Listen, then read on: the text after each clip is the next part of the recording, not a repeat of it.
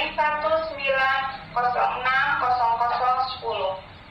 Pertama-tama saya ucapkan terima kasih karena telah memberikan kesempatan untuk saya untuk mempresentasikan hasil skripsi saya yang berjudul Penggunaan Model Retelling untuk Meningkatkan Kemampuan Pemahaman Konsep Ilmu Pengetahuan Sosial pada Siswa Sekolah Dasar Kelas 5. Yang terhormat Pembimbing 1 Hana Sakura Putuaga MPD dan yang terhormat Pembimbing 2 Uus Kuswendi MPD. Adapun latar belakang masalah, SDN 010 Cidadap merupakan sekolah dasar negeri yang berdiri di Kota Bandung. Pada proses pembelajaran, SDN 010 Cidadap belum menerapkan sistem pembelajaran storytelling berdasarkan hasil observasi pada 12 April 2022. Di SDN 010 Cidadap, pembelajaran IPS masih bersifat teacher center. Pendidikan merupakan proses belajar anak. Pendidikan terbagi menjadi pendidikan formal, informal, dan non-formal. Guru bertanggung jawab untuk mengembangkan segala potensi yang dimiliki siswanya. Siswa merupakan pendidikan yang dikenai perlakuan oleh guru untuk mengembangkan potensi yang dimilikinya melalui pembelajaran. Berdasarkan latar belakang tersebut terdapat 3 rumusan masalah. Yang pertama, apakah peningkatan kemampuan pemahaman konsep IPS dengan model retelling lebih baik daripada menggunakan model konvensional? Yang kedua, bagaimana kesulitan peserta didik dalam meningkatkan kemampuan pemahaman konsep IPS dengan model retelling dilihat dari A. Peningkatan hasil belajar pelajaran IPS. B. Ketuntasan belajarnya. C. Peningkatan aktivitas belajar siswa. Yang ketiga, bagaimana kesulitan guru dalam meningkatkan kemampuan pemahaman konsep IPS SD kelas 5 dalam melaksanakan pembelajaran dengan menggunakan model retelling. Adapun tujuan penelitian yang pertama, proses peningkatan kemampuan pemahaman konsep IPS dengan model retelling lebih baik daripada menggunakan model konvensional. Yang kedua, efektivitas penggunaan model pembelajaran retelling dalam meningkatkan kemampuan pemahaman konsep IPS dilihat dari A. Peningkatan hasil belajar pelajaran IPS. B. Ketuntasan belajarnya. C. Peningkatan aktivitas belajar siswa. Yang ketiga, kesulitan guru dalam meningkatkan kemampuan pemahaman konsep IPS SD kelas 5 dalam melaksanakan pembelajaran dengan menggunakan model retelling. Adapun manfaat penelitian yang pertama, guru menjadi referensi, variasi mengajar dengan memperhatikan materi yang cocok. B. Memperbaiki dan meningkatkan profesionalisme guru, khususnya dalam mengajar IPS.